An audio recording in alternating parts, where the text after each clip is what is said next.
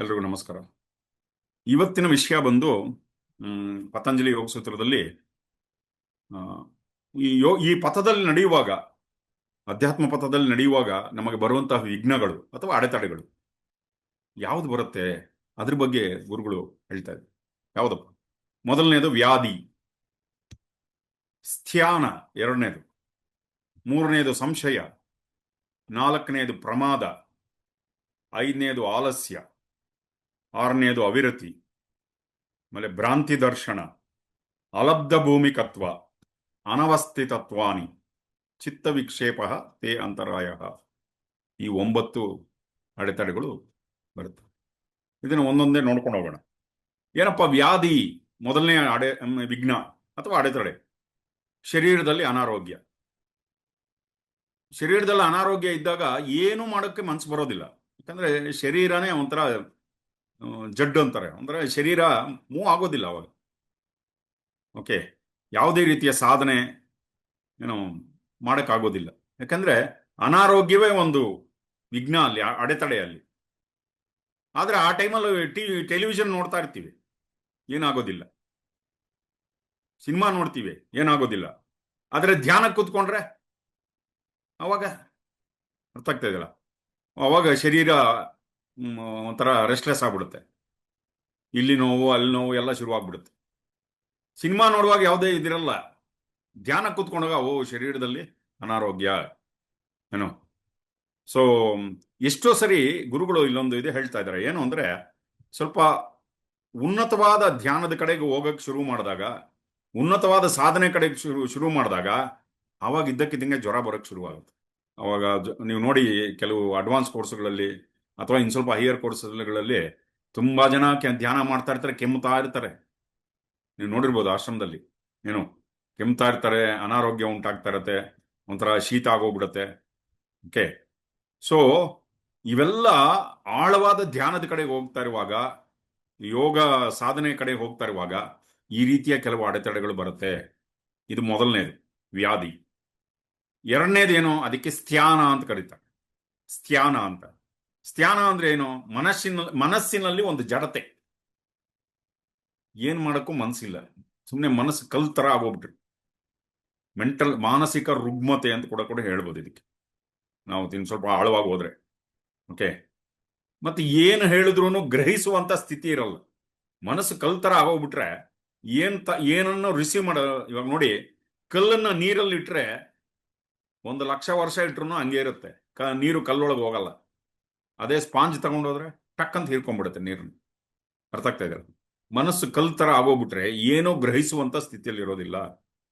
ಏನು ಕಿವಿ ಮೇಲೆ ಬೀಳುತ್ತೆ, ಅದು ಒಳಗೆ ಹೋಗೋದಿಲ್ಲ, ಸರಿಯಾಗಿ ಅರ್ಥ ಮಾಡ್ಕೊಳ್ಳೋದಿಲ್ಲ, ಅಥವಾ ಫಾಲೋ ಮಾಡಲ್ಲ, ಏನು ಪ್ರಾಕ್ಟೀಸ್ ಮಾಡೋಕ್ಕೂ ಆಗಲ್ಲ. ಇದಕ್ಕೆ ಸ್ಥಾನ ಅಂತ.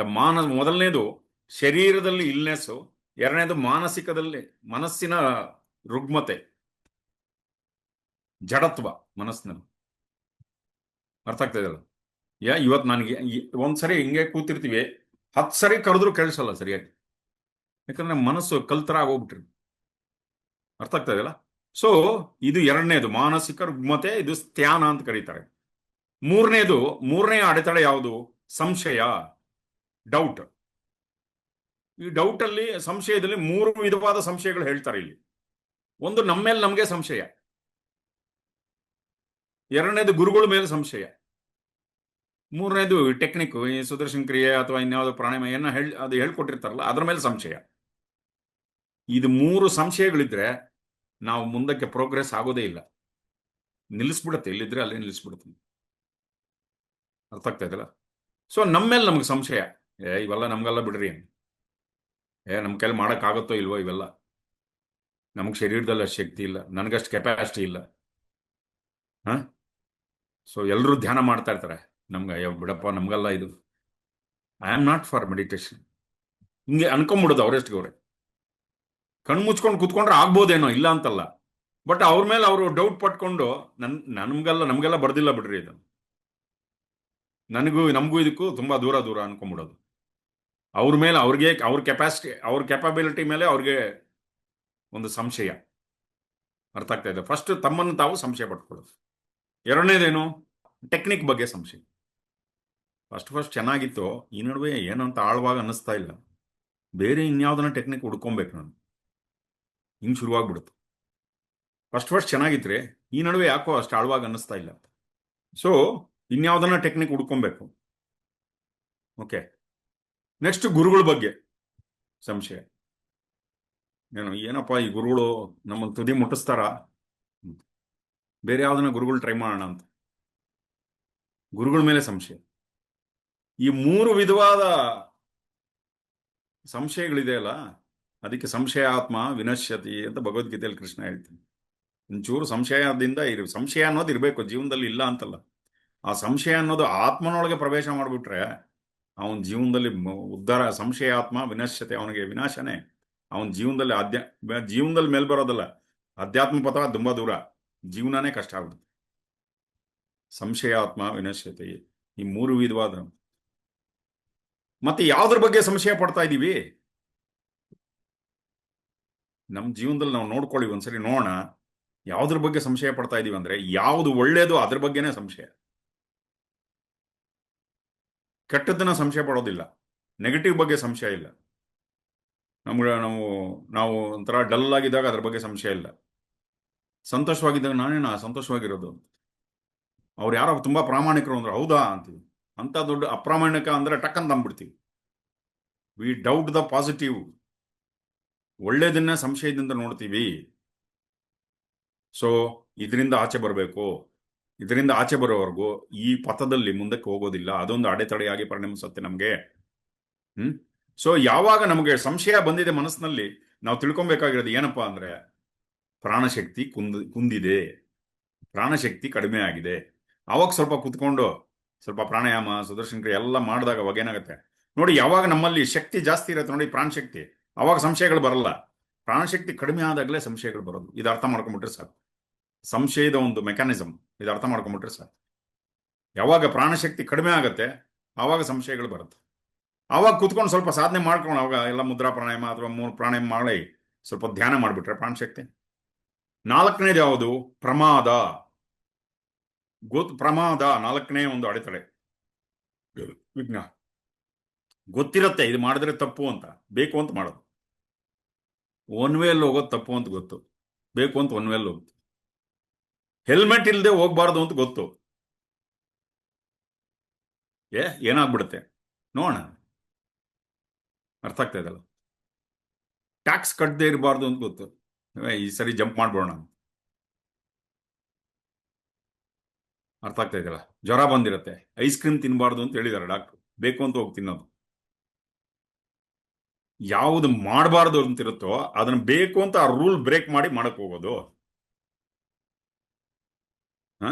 ಆಮೇಲೆ ಜಾಸ್ತಿ ತಿನ್ಬಾರ್ದು ಅಂತ ಬೇಕು ಅಂತ ಹೋಗಿ, ಡಯಾಬಿಟಿಸ್ ಇದೆ ಅಂತ ಗೊತ್ತು, ಹುಡ್ಕೊಂಡು ಹೋಗೋದು. ಅಲ್ಲೆಲ್ಲ ಸ್ವೀಟ್ ತುಂಬಾ ಚೆನ್ನಾಗಿದೆ, ರಬಡಿ ಜಿಲೇಬಿ ಅಂತ, ಅಲ್ಲಿ ಹುಡ್ಕೊಂಡು ಹೋಗಿ ತಿನ್ನೋದು. ಅದನ್ನ ನೋಡಿದ್ರೇನೆ 400 ಆಗತ್ತೆ. ಇನ್ನು ಅದನ್ನ ತಿಂದ್ರೆ ಲೆಕ್ಕ ಹಾಕೊಳ್ಳಿ, ಓಂ ನಮಃ ಶಿವಾಯ. ಅರ್ಥ ಆಗ್ತದೆ. ಹುಡ್ಕೊಂಡು ಹೋಗಿ ತಿನ್ನೋದು, ಚಾಕ್ಲೇಟ್ಸ್ ತಿನ್ನೋದು ಅಂದ್ರೆ ಬೀಯಿಂಗ್ ಕೇರ್ಲೆಸ್ ಆಗಿರೋದು. ಓಕೆ, ಇದೊಂದು ರೀತಿ. ಈ ಪ್ರಮಾದ ಅನ್ನೋದಿದೆಯಲ್ಲ, ಇದೊಂದು ಇದೊಂದು ಅಡೆತಡೆ, ಅಬ್ಸ್ಟಕಲ್ ಇದು. ಅರ್ಥ ಆಗ್ತಾ ಇದೆಯಲ್ಲ. ನೆಕ್ಸ್ಟ್ 5ನೇದು ಬಂದು ಆಲಸ್ಯ, ಸೋಮಾರಿತನ, ಲೇಜಿನೆಸ್. ಇದು ನಮಗೆ ಈ ನಮ್ಮ ಮನುಷ್ಯ ಕುಲಕ್ಕೆ ದೊಡ್ಡ ಶಾಪ ಇದ್ದಂಗಿದು. ಹೌದು, ಸೋಮಾರಿತನ. ಕೇಳಿಸ್ಕೊತಾ ಇದ್ದೀರಾ? Real with me? ಯಾ. ಹಾ. ಸೊ ಎಲ್ಲ ಮಾಡ್ತೀವಿ, ಬೇರೆ ಎಲ್ಲಾನು. ನಮ್ಮ ಹಳ್ಳಿಯಲ್ಲಿ ಹೇಳೋರು ಚಿಕ್ಕನ್ನಲ್ಲಿ, ಸ್ಕೂಲ್ಗೆ ಹೋಗೋ ಅಂದ್ರೆ ಎಮ್ಮೆ ತೊಳಿಯಕ್ಕೆ ನಿಂತ್ಕೊಂಡಿದ್ದಾನೆ ನೋಡೋನು. ಸ್ಕೂಲ್ಗೆ ಹೋಗೋದು ಒಂದೇ ಕಷ್ಟ ಅವನಿಗೆ, ಎಮ್ಮೆ ಬೇಕಾದ್ರೆ ತೊಳಿತಾನೆ. ಅಂದ್ರೆ ಏನು? ಅಷ್ಟು ಆಲಸ್ಯ. ಎಲ್ಲ ಮಾಡ್ತೀವಿ, ಎಲ್ಲ ಕೆಲಸಗಳು. ಸ್ವಲ್ಪ ಆಸನಗಳು ಮಾಡಬೇಕು ಅಂದ್ರೆ ಹಿಂದೆಟ್ಟು, ಎಕ್ಸರ್ಸೈಸ್ ಮಾಡಬೇಕು ಅಂದ್ರೆ, ವ್ಯಾಯಾಮ ಮಾಡಬೇಕು ಅಂದ್ರೆ ಪ್ರಾಣಾಯಾಮ ಆಮೇಲೆ ಮಾಡ್ಕೊಳ್ಳೋಣ ಬಿಡು. ಏನೋ ಸಾಧನೆಗೆ 2ನೇ ಸ್ತರದ ಒಂದು ಸಮಯ ಕೊಡುವಂತೆ. ಮೊದಲನೇ ಫಸ್ಟ್ ಕ್ಲಾಸ್ ಟೈಮ್ ಕೊಡೋದಿಲ್ಲ ನಾವು. ಈ ಒಂದು ಆಲಸ್ಯ ಅನ್ನೋದಿದೆ ಅಲ್ಲ, ಸೋಮಾರತನ, ಯಾವುದಕ್ಕೆ ಬೇಕಾದ್ರೂ ಸ್ಪ್ರೆಡ್ ಆಗ್ಬಿಡ್ಬೋದು ಇದು. ಅರ್ಥ ಆಗ್ತಾ ಇದೆಯಲ್ಲ. ಅದಕ್ಕೋಸ್ಕರ ಆಲಸ್ಯ ಅನ್ನೋದು ಕೂಡ ಒಂದು ಅಡೆತಡೆ. ಒಂದು ಎಷ್ಟೋ ಸರಿ ಬೇಕು ಅಂತ ಮಾಡಿರಲ್ಲ, ಬಟ್ ಅದು ಒಳಗೆ ಹೋಗ್ಬಿಟ್ಟಿರ್ತದೆ. ಅದರಿಂದ ನಾವೇ ಆಚೆ ಬರಬೇಕು. ನಮ್ಮ ಹೆಸರಲ್ಲಿ ನಮ್ಮ ತಂದೆ ತಾಯಿನ ದೇವಸ್ಥಾನಕ್ಕೆ ಹೋಗಂದ್ರೆ ಅರ್ಚನೆ ಮಾಡಿ, ನಮ್ಮ ಹುಡುಗ ತುಂಬಾ ಸೋಮಾರ್ತನ ಅದರಿಂದ ಆಚೆ ಬರ್ಬೇಕು ಅಂತ ಅರ್ಚನೆ ಮಾಡಿದ್ರೆ ಇಲ್ಲ, ಆ ಹುಡುಗನೇ ಅವ್ನು ಪ್ರಯತ್ನ ಮಾಡಿ ಅದರಿಂದ ಆಚೆ ಬರ್ಬೇಕು. ಪೂಜೆ ಮಾಡಿಸಿದ್ರೆ ಅರ್ಚನೆ ಮಾಡಿದ್ರೆ ಸೋಮಾರ್ತನದಿಂದ ಆಚೆ ಬರಲ್ಲ, ಪ್ರಯತ್ನದಿಂದ ಆಚೆ ಬರ್ತೀವಿ ನಾವು. ಅರ್ಥ ಆಗ್ತಾ ಇದ್ರ? ನೆಕ್ಸ್ಟ್ ಆಲಸ್ಯ. ನೆಕ್ಸ್ಟ್ ಅವಿರತಿ. ಅವಿರತಿ ಅಂದ್ರೆ ಏನು? ಈ ಪ್ರಾಪಂಚಿಕವಾದ ಒಂದು ಕೋರಿಕೆಗಳಿದೆಯಲ್ಲ, ಇದರಿಂದ ಆಚೆ ಬರಕ್ ಆಗ್ತಾ ಇಲ್ಲ. ಇಂದ್ರಿಯಗಳಿಂದ ಸಿಗುವಂತ ಸುಖ ಇದೆ ನೋಡಿ, ಆ ಸುಖದ ಬಗ್ಗೆನೇ ಆಲೋಚನೆ ಯಾವಾಗ್ಲೂ. ಅದರಿಂದ ಆಚೆ ಬರಕ್ ಆಗ್ತಾ ಇಲ್ಲ. ಇವಾಗ ಹಸಿವಾದಾಗ ಎಲ್ಲೋ ಹೋಗ್ತೀವಿ, ಏನೋ ತಿನ್ಕೊಂಡು ಬರ್ತೀವಿ, ಅಥವಾ ಮನೆಯಲ್ಲೋ ಏನೋ ತಿಂತೀವಿ, ಹೊಟ್ಟೆ ತುಂಬೋಗಿರುತ್ತೆ. ಹೊಟ್ಟೆ ತುಂಬಿದ ಮೇಲೆ ಕೂಡ ಕುತ್ಕೊಂಡು ಅಲ್ಲಿ ಆ ಸ್ವೀಟ್ ಚೆನ್ನಾಗಿರುತ್ತೆ, ಇಲ್ಲಿ ದೋಸೆ ಚೆನ್ನಾಗಿರುತ್ತೆ, ಇದ್ರ ಬಗ್ಗೆನೇ ಆಲೋಚನೆ ತಲೆಯಲ್ಲಿ. ತಿಂದಿದ್ದಾಗೋಯ್ತು, ಹೊಟ್ಟೆ ತುಂಬಿದ್ದಾಯ್ತು. ಅದಾದ್ಮೇಲೆ ಕೂಡ ಆ ಆಹಾರದ ಬಗ್ಗೆನೇ ಆಲೋಚನೆ ಮಾಡ್ತಾ ಇರೋದು, ಆ ಇಂದ್ರಿಯದ ಬಗ್ಗೆನೇ, ನಾಲ್ಗೆ ರುಚಿ ಬಗ್ಗೆನೇ ಆಲೋಚನೆ ಮಾಡ್ತಾ ಇರೋದು. ಇದು ಮೊದಲನೇದು. ಎರಡನೇದೇನು? ದೃಶ್ಯ. ಎಲ್ಲೋ ಊಟಿಗೋ ಕೊಡೈಕೆನಾಲ್ಗೆ ಹೋಗಿ ಬಂದ್ಬಿಟ್ಟಿರ್ತೀವಿ, ಅಥವಾ ಇನ್ಯಾವುದೋ ಅದ್ಭುತವಾದ ಒಂದು ಜಾಗಕ್ಕೆ ಹೋಗಿ ಬಂದಿರ್ತೀವಿ. ಅಲ್ಲಿಗೆ ಹೋಗಿ ಬಂದು 6 ತಿಂಗಳಾದ್ರೂ ಅದ್ರ ಬಗ್ಗೆನೇ ಆಲೋಚನೆ ಮಾಡ್ತಾ ಇರೋದು. ಅಲ್ಲಿ ಸೀನರಿ ಹಂಗಿತ್ತು, ಅಲ್ಲಿ ಹಿಂಗಿತ್ತು, ಇಲ್ಲಿ ಹಿಂಗಿತ್ತು ಅಂತ ಹೇಳಿದ್ರು ಅದ್ರ ಬಗ್ಗೆನೇ ಆಲೋಚನೆ ಮಾಡ್ತಾರೆ. ಅಂದ್ರೆ ಅಲ್ಲಿ ಸಿಕ್ಕಾಕೊಂಡಿದೀವಿ. ಇದಕ್ಕೆ ಅವಿರತಿ ಅಂತ ಹೇಳ್ತೀವಿ. ಇದ್ರ ಜೊತೆಗೆ ಸೆಕ್ಸ್ ಕೂಡ ಅದೇನೆ. ಅದೇನೋ ಯಾವಾಗ್ಲೂ ಒಂದ್ಸರಿ ಒಂದು ಕಾರ್ಯಕ್ರಮ ಆಗೋಗಿರುತ್ತೆ ಅದು, ಬಟ್ ಅದ್ರ ಬಗ್ಗೆ ಯಾವಾಗ್ಲೂ ಸೆಕ್ಸ್ ಬಗ್ಗೆನೇ ಆಲೋಚನೆ ಮಾಡ್ತಾ ಇರೋದು ಕುತ್ಕೊಂಡಿದ್ದು. 24 ಗಂಟೆನೂ ಸೆಕ್ಸ್ ಬಗ್ಗೆನೇ ಆಲೋಚನೆ ಮಾಡೋದು. ಆಮೇಲೆ ಅದಕ್ಕೆ ಸಂಬಂಧಪಟ್ಟಂತಹ ಕೆಲವು ಸಿನಿಮಾಗಳೆಲ್ಲ ಇರುತ್ತೆ, ಅದನ್ನ ನೋಡೋದು. ಶರೀರದಲ್ಲಿ ಶಕ್ತಿ ಇರೋದಿಲ್ಲ, ಆದ್ರೆ ಮನಸ್ಸಿನಲ್ಲಿ ಆ ಚಪಲ ಸಾಯೋದಿಲ್ಲ.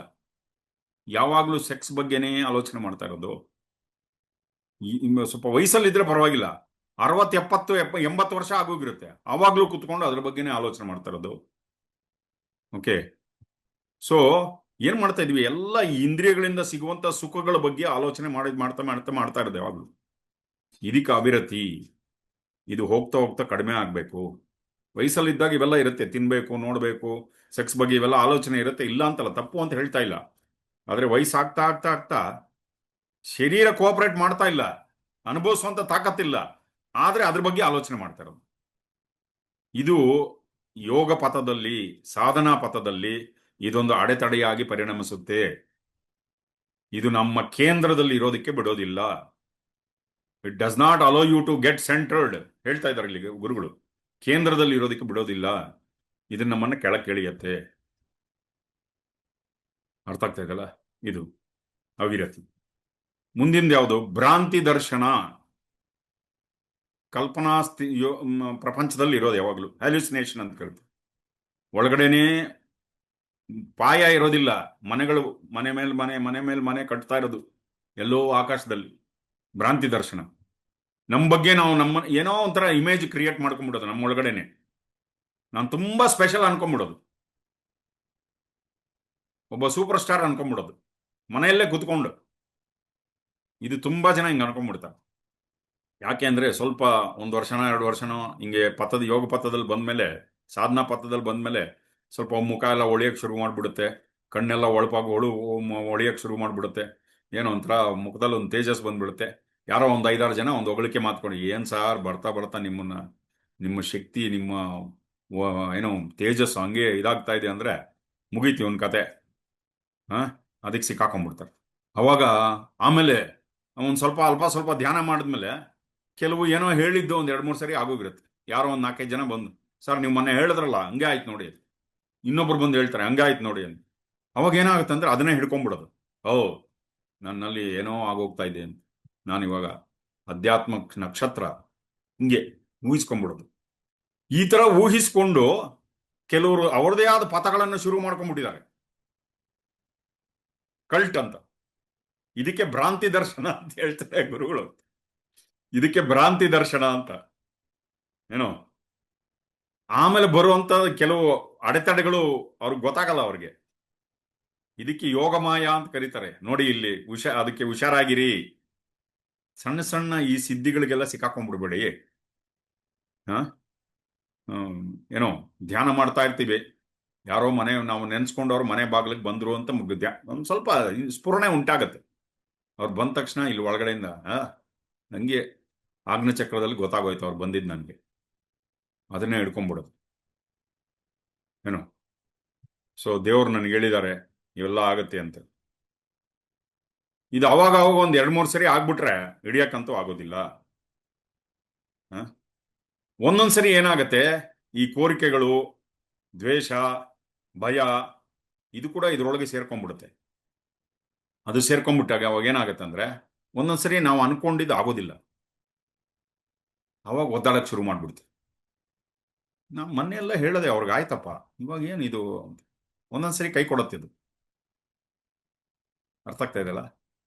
ಅವಾಗ ಒದ್ದಾಡಕ್ ಶುರು ಮಾಡೋದು. ಇದು ಗುರುಗಳು ಒಂದು ಎಕ್ಸಾಂಪಲ್ ಕೊಡ್ತಾರೆ. ಒಬ್ರು ಡಿವೋಟಿಗೆ ಈ ತರ ಆಯ್ತು. ಆಕೆ ಒಬ್ರು ಡಿವೋಟಿ, ಆಕೆ ಧ್ಯಾನ ಪದ್ಧದಲ್ಲಿ, ಸಾಧನಾ ಪದ್ಧದಲ್ಲಿ ಇದ್ದಾಗ ತುಂಬಾ ವಿಷನ್ಸ್ ಎಲ್ಲ ಬರೋದಂತೆ ಅವ್ರಿಗೆ. ಅವು ಕೆಲವೆಲ್ಲ ಆಗಕ್ ಶುರು ಆಯ್ತಂತೆ. ಒಂದ್ಸರಿ ಆಕೆಗೆ ವಿಷನ್ ಬಂದಿದೆ, ಏನು, ನಿಮ್ಮ ಯಜಮಾನ್ರನ್ನ ಡಾಕ್ಟರ್ ಹತ್ರ ಕರ್ಕೊಂಡು ಹೋಗ್ಬೇಕು ಅಂತ. ಅವ್ರ ಯಜಮಾನ್ರಿಗೆ ಶುಗರ್ ಇತ್ತು. ಬಟ್ ಆಕೆಗೆ ಒಳಗಡೆಯಿಂದ ಹಿಂದಿಂದು ಯಾವುದೋ ಒಂದು ಇಂಪ್ರೆಷನ್ ಒಂದಿತ್ತು, ಒಂದು ಒಳಗಡೆ ಅಲೋಪತಿ ಡಾಕ್ಟರ್ಗಳು ಸರಿ ಇಲ್ಲ ಅಂತ. ಅಲೋಪತಿ ಡಾಕ್ಟರ್ ಹತ್ರ ಕರ್ಕೊಂಡು ಹೋಗ್ಬಾರ್ದು. ಒಳಗಡೆ ಇಂಟ್ಯೂಷನ್ ಹೇಳ್ತಾ ಇದೆ ಕರ್ಕೊಂಡು ಹೋಗ್ಬೇಕು ಅಂತ. ಆದ್ರೆ ಅಲೋಪತಿ ಡಾಕ್ಟರ್ಗಳು ಹತ್ರ ಹೋಗೋದು ಬೇಡ ಅಂತ. ಹಂಗ್ ಮಾಡಿ ಇವರು ಯಜಮಾನ್ರಿಗೆ ಇನ್ನು ಶುಗರ್ ಸುಮ್ಮನೆ ಇರತ್ತೆ, ಅದು ಹತ್ತಾ ಇದೆ ದಿನಕ್ಕೆ. ಶುಗರ್ ಜಾಸ್ತಿ ಆಗೋಗಿ ಟ್ರೀಟ್ಮೆಂಟ್ ಸಿಗದಿರ ಕೊನೆಗೆ ಅವರು ತಮ್ಮ ದೃಷ್ಟಿ ಕಳ್ಕೊಂಡ್ಬಿಡ್ತಾರೆ. ಆವಾಗ ಆಕೆಗೆ ಕೋಪ ಬಂತು, ಏನು, ನನ್ನ ಒಳಗಿನ ಒಂದು ಆ ಇಂಟ್ಯೂಷನ್ ಇದೆಯಲ್ಲ, ಒಳಗಿನ ಒಂದು ಅದು ನನಗೆ ಮೋಸ ಮಾಡ್ಬಿಡ್ತು. ಗುರುಗಳು ಅದೇ ಹೇಳ್ತಾರೆ, ಇದು ಸರಿಯಾಗಿ ಅರ್ಥ ಮಾಡ್ಕೊಂಡಿಲ್ಲ. ಅರ್ಥ ಆಗ್ತಾ ಇದೆಯಲ್ಲ. ಆಕೆ ಭಯನೇ ಆಕೆನ ಮೋಸ ಮಾಡಿದ್ದು. ಸೊ ಆ ಒಳಗಡೆ ಇಂಟ್ಯೂಷನ್ ಹೇಳ್ತಾ ಇದೆ, ಆದ್ರೆ ಉಳಿದ ಆಲೋಚನೆಗಳು ಆಕೆನ ಆ ಕಡೆಗೆ ಹೋಗೋದಕ್ಕೆ ಬಿಡ್ತಾ ಇಲ್ಲ. ಇದೊಂದು ರೀತಿಯ ಅಬ್ಸ್ಟ್ರಕ್ಷನ್, ಅಡೆತಡೆ ಇದು. ಅದಕ್ಕೆ ಭ್ರಾಂತಿ ದರ್ಶನ. ಒಂದೊಂದ್ಸರಿ ಇದರಲ್ಲಿ ಸಿಕ್ಕಾಕೊಂಡ್ಬಿಡ್ತಾರೆ. ಅಲ್ಪ ಸ್ವಲ್ಪ ಸಿದ್ಧಿಗಳು ಬಂದ ತಕ್ಷಣನೇ ನಾವೇನೋ ಮಾಡಕ್ ಹೋಗ್ತೀವಿ, ಅಲ್ಲಿ ಸಿಕ್ಕಾಕೊಂಡ್ಬಿಡ್ತೀವಿ. ಅದು ಹೇಳ್ತಾ ಇದೆ. ಮತ್ತೆ ಇನ್ನೊಬ್ಬರ ಬಗ್ಗೆ ಒಂಥರ ಏನೇನೋ ಕಲ್ಪನೆ ಮಾಡ್ಕೊಂಡ್ಬಿಡೋದು. ಕಲ್ಪನೆ ಮಾಡಿ ಮನಸ್ಸಿನಲ್ಲೇ ಅದ್ರ ಬಗ್ಗೆ ಜಗಿತಾ ಇರೋದು, ಒಂಥರ ಚೂಯಿಂಗಮ್ ಜಗದಂಗೆ. ಇವೆಲ್ಲ ಭ್ರಾಂತಿ ದರ್ಶನದ ಒಂದು ಎಕ್ಸಾಂಪಲ್ಸ್ ಇವೆಲ್ಲ. ಸೊ ಇದೊಂದು. ನೆಕ್ಸ್ಟ್ ಬಂದು ಅಲಬ್ಧ ಭೂಮಿಕತ್ವ. ಎಷ್ಟೋ ವರ್ಷದಿಂದ ಸಾಧನೆ ಮಾಡ್ತಾ ಇದ್ದೀನಿ, ನಂಗೆ ಏನಪ್ಪ ಅಂತ ದೊಡ್ಡ ಅನುಭವ ಏನೂ ಆಗ್ತಾ ಇಲ್ಲ. ಮುಕ್ತವ್ರಿಗೆಲ್ಲ ಚೆನ್ನಾಗಿ ಸಮಾಧಿ ಆಗ್ತಾ ಇದೆ, ಒಳ್ಳೆ ಶಾಂತಿಯಾಗಿದ್ದಾರೆ. ನನಗನ್ನ ಕಡಿಮೆ ಸಾಧನೆ ಮಾಡಿರೋರೆಲ್ಲ ಎಲ್ಲಿಗೋ ಹೊರಟೋದ್ರು, ಏನೋ ಅವ್ರು ಕಣ್ಣು ಮುಚ್ಕೊಂಡ ತಕ್ಷಣ ಆಳವಾದ ಸ್ಥಿತಿ ಹೊರಟೋಗ್ತಾ ಇದಾರೆ. ನಾನು ಕುತ್ಕೊಳ್ತಾ ಇದ್ದೀನಿ, ನನಗೇನೇನೂ ಆಗ್ತಾ ಇಲ್ಲ. ನಾನು ಕಣ್ಣು ಮುಚ್ಕೊಂಡ್ರೆ ಮನಸ್ಸಿನಲ್ಲಿ ಆಲೋಚನೆಗಳ ಪ್ರವಾಹ ಉಂಟಾಗ್ತಾ ಇದೆ. ಓಕೆ, ಯಾವುದೇ ರೀತಿಯ ನಾನು ಒಂದು ಸ್ಥಿತಿಗೆ ಹೋಗಕ್ಕಾಗ್ತಾ ಇಲ್ಲ. ಇದಕ್ಕೆ ಅಲಬ್ಧ ಭೂಮಿಕತ್ವ. ಆದ್ರೆ ಸಾಧನೆ ಮಾತ್ರ ಬಿಟ್ಟಿಲ್ಲ, ಮಾಡ್ತಾ ಇರ್ತಾರೆ ಅವರು. ಆದ್ರೆ ಸಿಕ್ಕಾಕೊಂಡ್ಬಿಟ್ಟಿದೀವಿ. ಅರ್ಥ ಆಗ್ತಾ ಇದಲ್ಲ. ಸೊ ಇದು 8ನೆಯ ಒಂದು ಅಡೆತಡೆ ಅಥವಾ ವಿಘ್ನ ಅಂತ ಪರಿಗಣಿಸೋಣ. 9ನೇದು ಯಾವುದು? ಅನವಸ್ಥಿತತ್ವಾನಿ. ಜೀವನದ ಯಾವುದೋ ಒಂದು ಸ್ಥಿತಿಯನ್ನು ಹಿಡಿದಿಟ್ಕೊಳಕ್ ಆಗ್ತಾ ಇಲ್ಲ. ಭಕ್ತಿ, ಆ ಭಕ್ತಿಯನ್ನು ಹಿಡ್ಕೊಬೇಕು ಅನ್ನೋಷ್ಟರಲ್ಲಿ ಭಕ್ತಿ ಕೈ ಜಾರ ಹೋಗ್ಬಿಟ್ಟಿರುತ್ತೆ. ಒಳಗಡೆ ಏನೋ ಒಂದು ಶಾಂತತೆ ಒಂದು ಕ್ಷಣದಲ್ಲಿ ಉಂಟಾಗುತ್ತೆ, ಅದನ್ನ ಹಿಡ್ಕೊಬೇಕು ಅಷ್ಟರಲ್ಲಿ ಕೈ ಜಾರ ಬಿಡುತ್ತೆ. ಒಳಗಡೆ ಏನೋ ಒಂದು ಆನಂದ ಬರುತ್ತೆ, ಅದರಲ್ಲಿ ಸ್ವಲ್ಪ ತಿಡ್ಬೇಕು ಅನ್ನೋಷ್ಟರಲ್ಲಿ ಸಿಗ್ತಾ ಇಲ್ಲ ಕೈಗೆ. ಒಂದೊಂದ್ಸರಿ ಉದಾರತೆ ಅನ್ಸತ್ತೆ, ಅದನ್ನ ಹಿಡ್ಕೊಳ್ಳೋ ಅಷ್ಟರಲ್ಲಿ ತುಂಬಾ ಹೊತ್ತು ಇರ್ತಾ ಇಲ್ಲ. ಅದು ವಿಶಾಲವಾದ ಮನಸ್ಸು.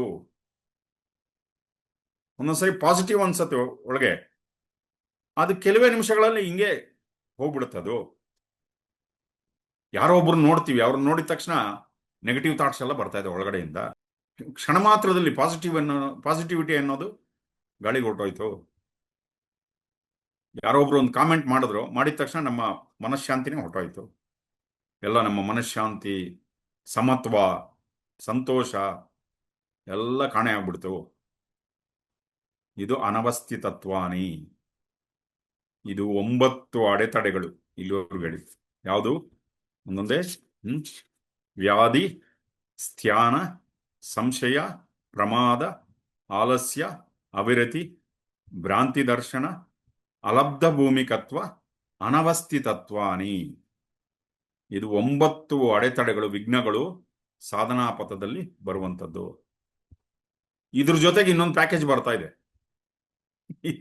ಈ 9 ಜೊತೆಯಲ್ಲಿ. ಏನಪ್ಪಾ ಅದು? ದುಃಖ, ದೌರ್ಮನಸ್ಯ, ಅಂಗಮೇ ಜಯತ್ವ, ಶ್ವಾಸ ಪ್ರಶ್ವಾಸ ವಿಕ್ಷೇಪ. ಏನು? ದುಃಖ, ದೌರ್ಮನಸ್ಯ, ಅಂಗಮೇ ಜಯತ್ವ, ಶ್ವಾಸ ಪ್ರಶ್ವಾಸ ವಿಕ್ಷೇಪ. ಏನು ದುಃಖ ಅಂದ್ರೆ? ಮನಸ್ಸಿನಲ್ಲಿ ಒಂದು ರೀತಿಯ ದುಃಖ ಯಾವಾಗಲೂ. ಶರೀರದಲ್ಲೂ ಕೂಡ ಅಂತ ಹೇಳ್ಕೊಳ್ಳೋ ಅಂತ ಈಸ್ನೆಸ್ ಇಲ್ಲ, ಸರಾಗವಾಗಿಲ್ಲ ಶರೀರ, ಏನೋ ಹಿಡ್ತಾ ಇದ್ದಂಗಿದೆ. ಅದು ದುಃಖ ಬಂದಾಗ ಬರೀ ಮನಸ್ಸು ಮೇಲಲ್ಲ, ಅದು ಶರೀರದ ಮೇಲೆ ಪ್ರಭಾವ ತೋರಿಸುತ್ತೆ. ಎರಡನೇದು ದೌರ್ಮನಸ್ಯ, ದುರ್ಬಲವಾದ ಮನಸ್ಸು. ಮನಸ್ಸಿನಲ್ಲಿ ಒಂಥರ ಕಹಿ. ಜೀವನದಲ್ಲಿ ಈ ಅಡೆತಡೆಗಳೆಲ್ಲ ನೋಡಿ ನೋಡಿ ಮನಸ್ಸು ಒಂಥರ, ನೀವು ನೋಡಿ ಪಾಪ ತುಂಬಾ ಕಷ್ಟ ಬಿದ್ದ್ಬಿಟ್ಟಿರೋ ಜೀವಗಳು ಕೆಲವು ಇರುತ್ತೆ, ನೀವು ನೋಡಿ ಅವ್ರ ಮುಖ ಪಾಪ ಹೆಂಗಾಗೋಗ್ಬಿಟ್ಟಿರ್ತಾರೆ ಗೊತ್ತಾ, ಹಿಂಗೆ ಸುಕ್ಕಗಂಟಂಗ ಆಗ್ಬಿಟ್ಟಿರುತ್ತೆ. ತುಂಬಾ ಕಷ್ಟ ಬಿದ್ದಿರೋ ನೀವು ನೋಡಿ, ಜೀವನದಲ್ಲಿ ಎಲ್ಲಾ ರೀತಿಯ ಅಡೆತಡೆಗಳನ್ನ ಎದುರಿಸಿದವರು ಹಿಂಗೆ ಉಂಡೆ ತರ ಆಗೋಗ್ಬಿಟ್ಟಿರುತ್ತೆ. ಮುಖ ನೋಡಿದ್ರೆ ಸುಕ್ಕಗಟ್ಟದಂಗೆ ಆಗೋಗ್ಬಿಟ್ಟಿರುತ್ತೆ. ಆ ಒಂದು ದುಃಖವನ್ನ, ಆ ಒಳಗಡೆ ಒಂದು ಕಹಿಯನ್ನ ದೌರ್ಮನಸ್ಯವನ್ನ ಅನುಭವಿಸಿ ಮತ್ತೆ ಯಾರ ಜೊತೆನೂ ಸಂತೋಷವಾಗಿ ಇರಕ್ಕಾಗಲ್ಲ. ಯಾಕಂದ್ರೆ ಮನಸ್ಸು ಚೆನ್ನಾಗಿಲ್ಲ ಅಂದ್ರೆ ಯಾರ ಜೊತೆ ಸಂತೋಷವಾಗಿರ್ತೀವಿ? ಒಂಥರ ಕಹಿನ ಒಂದು ಅನುಭವ ಒಳಗಡೆ ನಮಗೂ ಅನ್ನಿಸ್ತಾ ಇರತ್ತೆ, ಬೇರೆಯವ್ರ ಜೊತೆನೂ ಆತರ ಇರಕ್ಕಾಗೋದಿಲ್ಲ. ಇವೆಲ್ಲ ಈ 9 ಅಡೆತಡೆಗಳ ಬೈ ಪ್ರಾಡಕ್ಟ್ಸ್, ಏನು ಉತ್ಪನ್ನಗಳಿವೆಲ್ಲ. ಇನ್ನೊಂದು ಯಾವುದು? ಅಂಗಮೇ ಜಯತ್ವ. ಶರೀರದಲ್ಲಿ ಒಂದು ರೀತಿಯ ಸೌಖ್ಯ ಇಲ್ಲ, ಶರೀರವನ್ನು ಕಂಟ್ರೋಲ್ ಮಾಡಕ್ಕೆ ಆಗೋದಿಲ್ಲ. ಶರೀರ ನಾವು ಹೇಳಿದ ಮಾತು ಕೇಳ್ತಾ ಇಲ್ಲ. ಒಂದು ರೀತಿ ಮದ್ಯಪಾನ ಮಾಡಿದವ್ರ ತರ ಆಡ್ತಾ ಇದೆ ಶರೀರ. ಎಡಗಡೆಗೆ ಹೋಗ್ಬೇಕು ಅಂತ ಅನಿಸ್ತಾ ಇದೆ ನಮಗೆ, ಅದು ಬಲಕ್ಕೆ ಹೋಗ್ತಾ ಇರುತ್ತೆ. ಮದ್ಯಪಾನ ಮಾಡಿದವ್ರು ಅದೇ ತಾನೆ, ಹಿಂಗ್ ಹೋಗ್ಬೇಕು ಅಂತ ಹೋಗ್ತಾರೆ, ಅದು ಬಲಕ್ಕೆ ಹೋಗ್ತಾರೆ ಶರೀರ.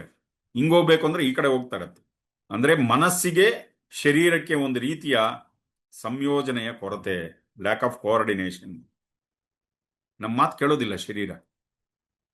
ನಡಿಬೇಕು ಅಂತ ಅನ್ಸತ್ತೆ, ಆದ್ರೆ ಶರೀರ ಎದ್ದೊಳೋದಿಲ್ಲ ಮೇಲಕ್ಕೆ. ಇದು ಅಂಗಮೇ ಜಯತ್ವ. ಮುಂದಿನ ಯಾವುದು? ಶ್ವಾಸ ಪ್ರಶ್ವಾಸ ವಿಕ್ಷೇಪ. ಉಸಿರಾಟದಲ್ಲೂ ಸರಿಯಾದ ರೀತಿ ಉಸಿರಾಟ ನಡೀತಾರಲ್ಲ, ಒಂದು ರೀತಿಯ ಪ್ರಕಂಪನ, ಶೇಕಿ ಅಂತಾರಲ್ಲ, ಅಷ್ಟು ಒಂಥರ ಕಂಫರ್ಟ್ ಇಲ್ಲ ಉಸಿರಾಟದಲ್ಲಿ, ಸೌಖ್ಯ ಇಲ್ಲ ಉಸಿರಾಟದಲ್ಲಿ. ತಡೆ ಜಾಸ್ತಿ ಇರುತ್ತೆ, ತುಂಬಾ ಒದ್ದಾಡ್ತಾ ಮಾನಸಿಕವಾಗಿ.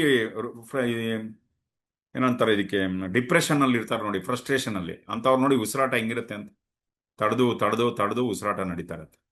ಒಳಗ್ ತಗೊಳ್ಳೋ ಉಸಿರು ಕೂಡ ಬ್ರೇಕ್ ಬ್ರೇಕ್ ಬ್ರೇಕ್ ಆಗಿ ಹೋಗ್ತಾ ಇರುತ್ತೆ. ಆಚೆ ಬಿಡೋ ಉಸಿರು ಕೂಡ ಅದು ಕೂಡ ಒಂಥರ ನಾರ್ಮಲ್ ಆಗಿರೋದಿಲ್ಲ. ಇದಕ್ಕೆ ವಿಕ್ಷೇಪ ಅಂತ ಕರೀತಾರೆ. ವಿಕ್ಷೇಪ ಅಂದ್ರೇನು? ಮಾನಸಿಕವಾಗಿ ಡಿಸ್ಟರ್ಬ್ ಆಗಿದ್ದಾರೆ, ವಾಸ್ತವಿಕತೆಯನ್ನ ಹೇಗಿದೆಯೋ ಹಾಗೆ ಸ್ವೀಕಾರ ಮಾಡಿರೋದಿಲ್ಲ. Wrong perception of reality. ವಾಸ್ತವ ಹೇಗಿದೆಯೋ ಅದನ್ನ ಹಾಗೆ ಸ್ವೀಕಾರ ಮಾಡಿರಲ್ಲ. ಯಾವಾಗ ನಾವು ಡಿಸ್ಟರ್ಬ್ ಆಗಿದ್ದೀವಿ ಒಳಗಡೆಯಿಂದ, ಆವಾಗ ನಾವು ಒಳಗಡೆ ಹೋಗ್ತಾ ಇರೋ ಉಸಿರು, ಆಚೆ ಬರ್ತಾ ಇರೋ ಉಸಿರನ್ನ ಗಮನಿಸಿದ್ರೆ ಪೂರ್ತಿ ಇಂಬ್ಯಾಲೆನ್ಸ್, ಒಂದು ಸಮತೋಲನ ಅನ್ನೋದು ಇರೋದಿಲ್ಲ. ಒಂಥರ ಭಾರವಾದ ಉಸಿರನ್ನ ಆಚೆ ಚೆಲ್ತಾ ಇರ್ತೀವಿ, ಹೆವಿನೆಸ್. ದುಃಖದಲ್ಲಿದ್ದಾಗ, ಸಂತೋಷದಲ್ಲಿದ್ದಾಗ ಒಳಗಡೆ ತಗೊಳ್ಳೋ ಉಸಿರು, ಆಳವಾಗಿ ಉಸಿರು ತಗೊಳ್ತಾ ಇರ್ತೀವಿ, ಮತ್ತೆ ಉಸಿರಾಟ ಗೊತ್ತಾಗ್ತಾ ಇರುತ್ತೆ. ಸೊ ಇವೆಲ್ಲ ಈ 9 ಅಡೆತಡೆಗಳ ಜೊತೆಯಲ್ಲಿ ಬರುವಂತಹ ಕೆಲವು ಬರುವಂತದ್ದು ಕೆಲವು. ಯಾವುದು? ದುಃಖ, ದೌರ್ಮನಸ್ಯ, ಅಂಗಮೇ ಜಯಿತ್ವ, ಶ್ವಾಸ ಪ್ರಶ್ವಾಸ ವಿಕ್ಷೇಪ. ಸೊ ಇದಿಷ್ಟು 9 ಅಡೆತಡೆಗಳನ್ನ ಇವತ್ತು ನಾವು ನೋಡಿದ್ವಿ. ಈ ಪಥದಲ್ಲಿ ನಡೆಯುವಾಗ ನಾಳೆ ಇದರಿಂದ ಆಚೆ ಬರೋದು ಹೇಗೆ ಅಂತ ನೋಡೋಣ. ಹೇಗೆ ಅಡೆತಡೆಗಳನ್ನ ಮೀರಿ ಸಾಧನೆಯಲ್ಲಿ ಮುಂದುವರಿಯೋದು, ಓವರ್ಕಮಿಂಗ್ ದ ಅಬ್ಸ್ಟಕಲ್ಸ್. ಓಕೆನಾ? ಅಲ್ಲಿವರೆಗೂ ಓಂ ನಮಃ ಶಿವಾಯ. Thank you for listening. ಜೈ ಗುರುದೇವ್.